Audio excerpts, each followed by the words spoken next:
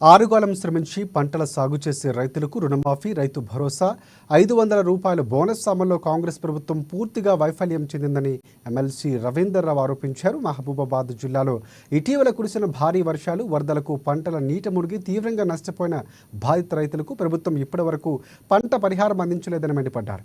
రైతులకు ప్రభుత్వం ఆదుకొని ప్రతి ఎకరానికి 30,000 రూపాయల పంట పరిహారం అందించాలని రవీంద్రరావు కోరారు. ఇవాళ పంట కోతకు వస్తున్నాయి.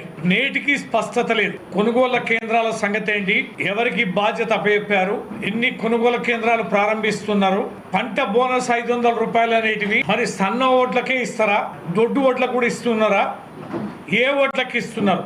గౌరవ తుమ్మల నాగేశ్వర గారు, వ్యవసాయ శాఖ మంత్రి గారు, ఏ ఇబ్బందులు రాకుండా కొనుగోలు కేంద్రాలు వెంటనే ప్రారంభించాలి, అన్ని వసతులు ఏర్పాటు చేయాలి. పంట బోనస్ ప్రతి పంటకి, ప్రతి ధాన్యానికి, ప్రతి గింజకి ఏదైతే క్వింటాల్ చొప్పున ఇస్తామన్నారో సన్న ఓట్లు, దొడ్డోట్లు భేదాభిప్రాయం లేకుండా ఇవ్వాలని.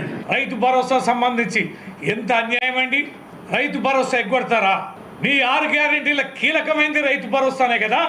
చేతులు ఎత్తేశారు రైతు భరోసా ఇవ్వమని. ఇది రైతుల నోరు కొట్టడం కదా. ఇంతకు మించిన దుర్మార్గం మరొకటి ఉందా? ప్రజలారా గమనించండి, రైతు సోదరులారా గమనించండి. పెరుగుదల లేదు, మహిళలకు ఇస్తామన్న 2,500 లేదు, ఆ తర్వాత పోతే విద్యార్థులకు ఇస్తామన్న 5 లక్షలు లేవు.